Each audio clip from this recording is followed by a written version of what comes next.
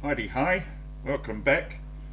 Um, it's going to be our second um, video, and what I wanted to talk about today was the unfortunate life experience that I went through when my son Sean took his own life approximately 27, 28 years ago at the age of 15.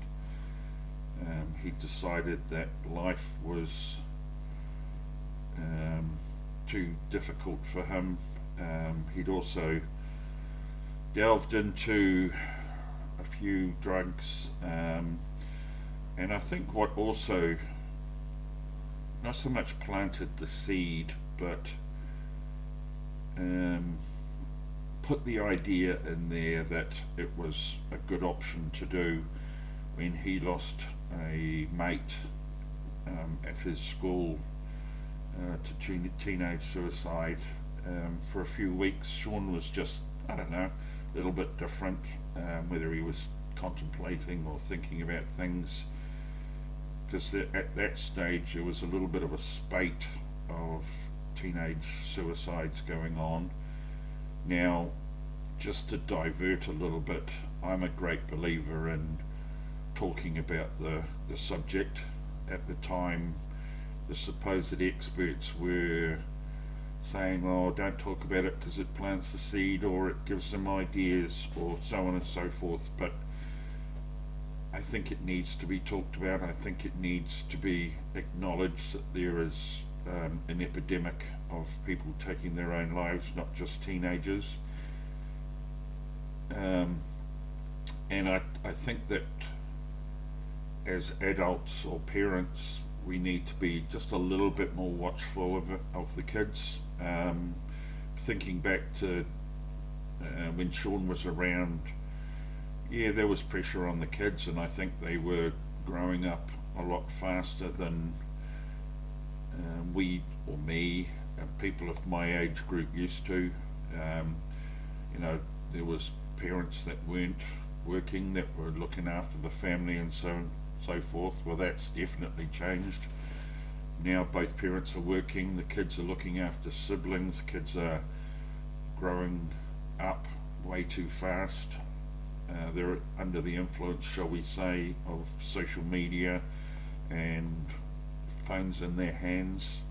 But going back to Sean, the last time I saw Sean was one afternoon. He had come around to my place to have highlights put in his hair, and he was focused on an event that he was having that evening at his mum's house. Just to clarify, his mum and I had separated for quite a while, and Sean was alternating between my place and his mum's place. I think it tended to be more he was at my place. So yeah, I shot home, met the hairdresser, and Sean was there, and he was getting his hair done when I walked out. And if there's one thing that um, sort of has stuck with me is the fact that as Sean watched me walk out, what was he thinking? Was the thought there that you're not going to see me again, Dad, or um, anything like that? But you don't wake up in the morning and think, oh, I better watch my child today because they might take their own life. It's just another day in paradise, and you move on. Um, so yeah, that was the last time I saw Sean alive.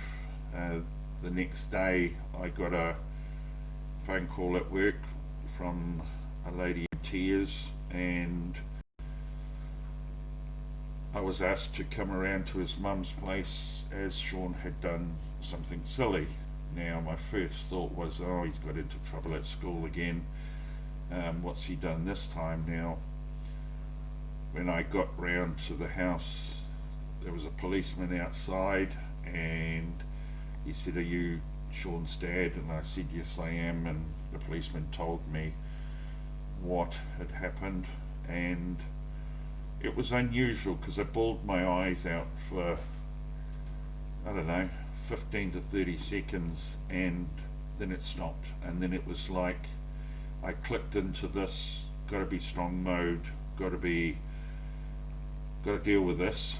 And I walked in, and there was Sean laying on the floor in his mother's arms. His stepsister was there. There was somebody else that I can't remember, but there was also the what's that service that's there to help people in those scenarios, just standing in the background.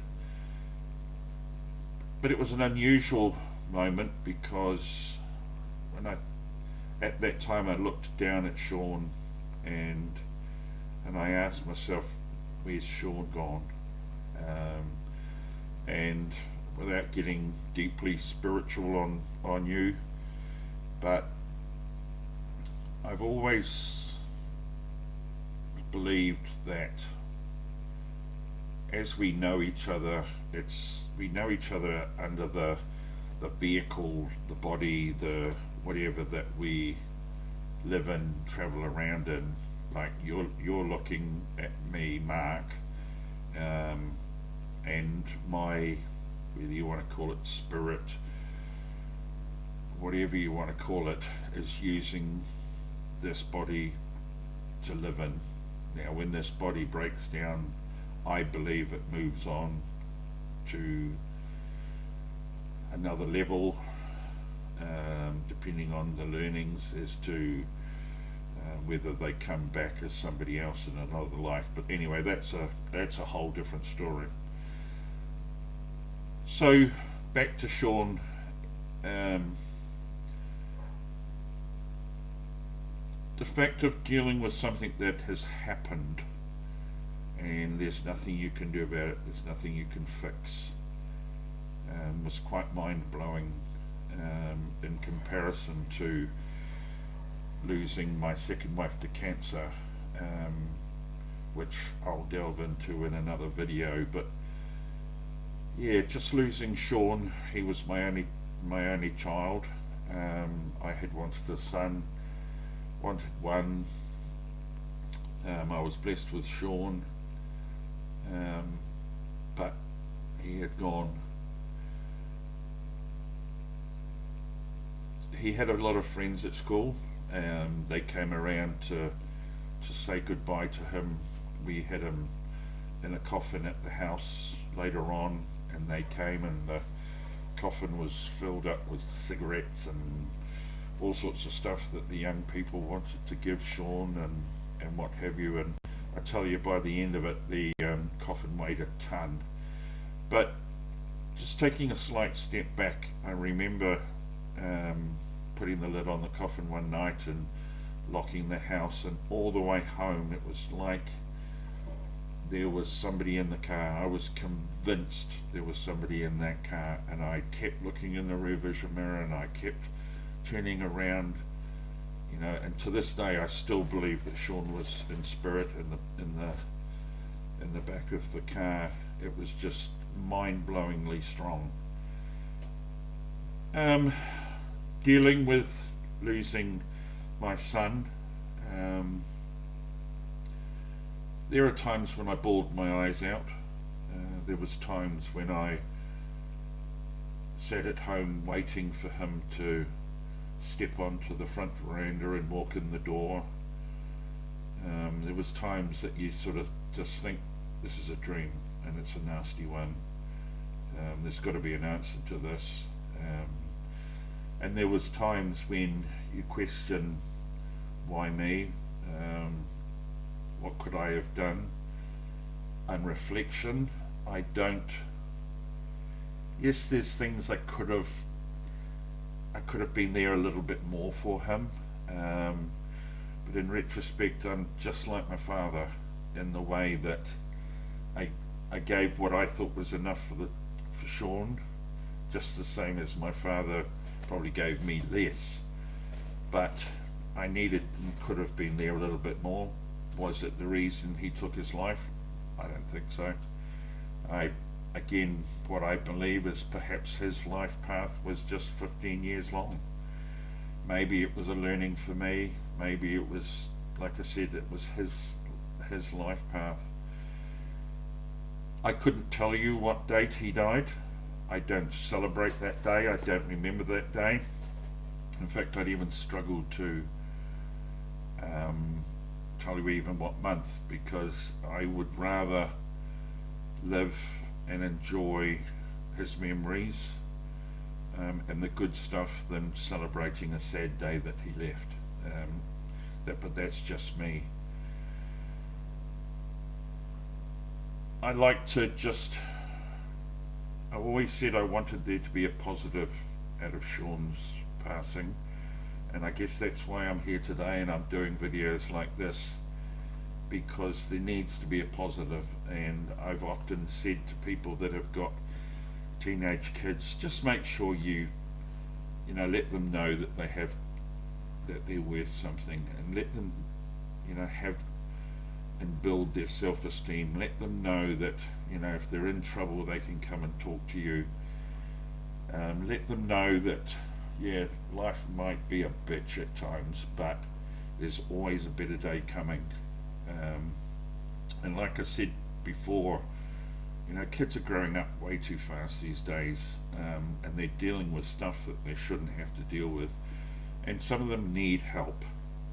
It's okay, as adults we're dealing with this and we're dealing with that and what have you, but if you've got teenagers, you need to have your finger on the pulse, so to speak. And also, I think, let them know that they can talk to you. Let them know that if they've got a problem that they need to talk about, that they can come up to you and talk about it. That you're not going to go, oh, I haven't got time, or whatever. It could be that one moment that pushes them over the edge. I'm not saying it is, but it just could be. So, if your kids need you, be there for them. All right, have a finger on their pulse. Take an interest in what their life is. I'm talking from what I could have done, and maybe I'm talking a little bit about what my father could have been, because in so many ways I am just like him, and there are certain ways that I don't like, but it is what it is. So be there for your kids, talk with them, communicate with them, let them know that any problem they can come and talk to you, because it's important. Men, we've just got to, if we've got emotions, we got to let them out. I don't give a shit what my mates might think or what other men might say. My nickname's Rambo and I'm a big tough guy, strong man, but so frickin' what? I'm still a human. I'm still able to shed emotions, and I'm also more than willing to say to people, hey, I need help, I'm struggling a little bit. There's other things that have gone in my life which I will share, but it will always come back to the fact that communication is so important. Whether it's you with a problem, whether it's your kids with a problem, that communication's got to be there. Even if it's one way, even if it's just they want you to listen. As a small sidetrack, I once learnt from an ex-partner that some days when she came home from work, she just wanted me to listen. She didn't want me to fix it. And conversations from that day, I might just say, hey, am I listening, or am I going to give you feedback? And if they said just listen, then that's what you do, is just listen. Alright, we don't have to fix everything. We don't have to be the big macho bloody weight bearing man. We just need to be humans. So yes, Sean, I miss him every day. Again, I'm a tad spiritual, and there's been things that have gone on that I know the little toe rag was had something to do with it, and he lets me know that he's still around, and he's probably standing beside me while I do this video. I hope he is. In fact, I know he is. And that's cool. I've always said I've lost 100% of my son, but I've always got 5%, and that is he's here in spirit, and maybe one day I'll catch up with him. That'll be cool. But my reasons for sharing this is just to let men know that it's okay to show emotion, that it's okay to suffer, it's okay to say to your partner, hey, I am struggling. You know, there's a lot of farmers out there, there's a lot of business owners that are carrying what they think is this huge burden that could be lightened by just talking to someone, whether it's your parents, whether it's your partner, an uncle, or whatever. You know, just talk to them. Let them know that you're struggling. Let them know you either need some feedback or you just want them to listen. It's so important. So yeah, I'll leave that one there. It's with all respect to Sean that I'm doing this, because there has to be a positive coming out of his passing. I'd love to have him around. I'd kick his butt just once and then love him to bits, but I just have him in spirit. So all good. So yeah, hope this can help even one person or be some food for thought. Alright, cool. Thank you for listening. Have a good night. Bye bye.